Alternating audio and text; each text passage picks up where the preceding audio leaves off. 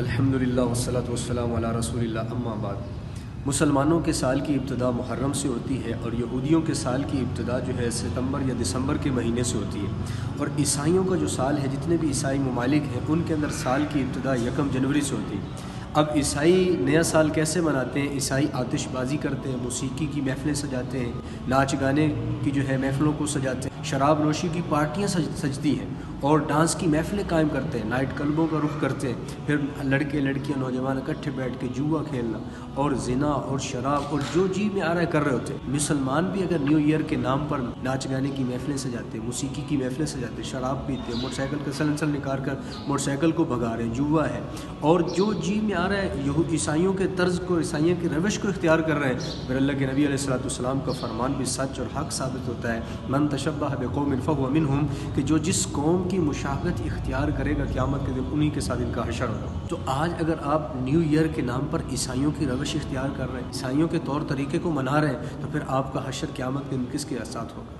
تو دیکھو، اسلام نے ہمیں 2 تہوار دیے ہیں، ایک عید الفطر ہے، ایک عید الاضحیٰ ہے۔ تو عید الفطر اور عید الاضحیٰ کے علاوہ اسلام نے ہمیں کوئی تہوار نہیں دیا اور غیروں کے تہواروں سے منع کیا ہے۔ آپ اپنے تہوار عید الفطر ہو، عید الاضحیٰ ہو، تو نوجوانوں سے سننے کو ملتا ہے جی یہ عید بڑی بور گزر گئی، یہ عید تو ہم نے سو کر گزار دی ہے، یہ عید تو یار مزہ نہیں آیا۔ تو اپنے تہواروں پر تو آپ یہ الفاظ کہیں، 25 دسمبر کرسمس ڈے ہو یا 1 جنوری نیو ایئر کے نام پر آپ پارٹیوں میں جائیں، آپ ہلہ گلہ کریں، آپ ان کی شہنائیوں میں، ان کی خوشیوں میں شرکت کریں، تو یہ پھر ان کی ناقالی ہے اور ان کے ساتھ تشبیہ ہے، جس سے اللہ کے نبی علیہ الصلوۃ والسلام نے منع فرمائے۔ دیکھو، اللہ کے نبی علیہ الصلوۃ والسلام نے غیروں کی عبادات کے اندر بھی تشبیہ پسند نہیں فرمائی۔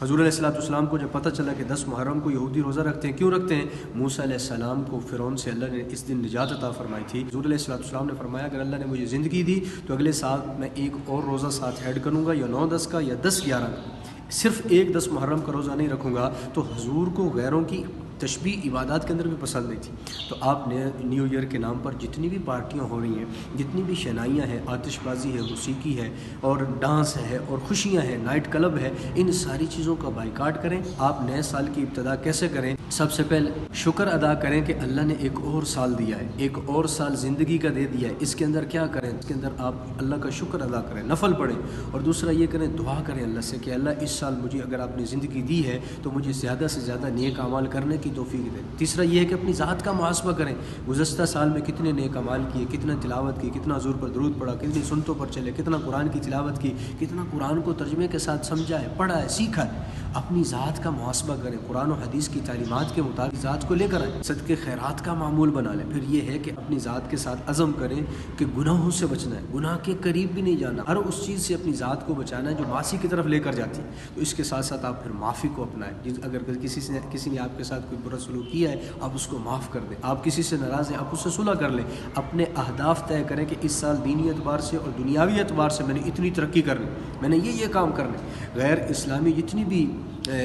رسومات ہیں ان سب کا مکمل بائیکاٹ کریں اور اپنے خاندانوں کے ساتھ، اپنے گھر والوں کے ساتھ، رشتہ داروں کے ساتھ، دوست احباب کے ساتھ وقت گزاریں، تو انشاءاللہ آپ کا یہ سال نفع مند رہے گا۔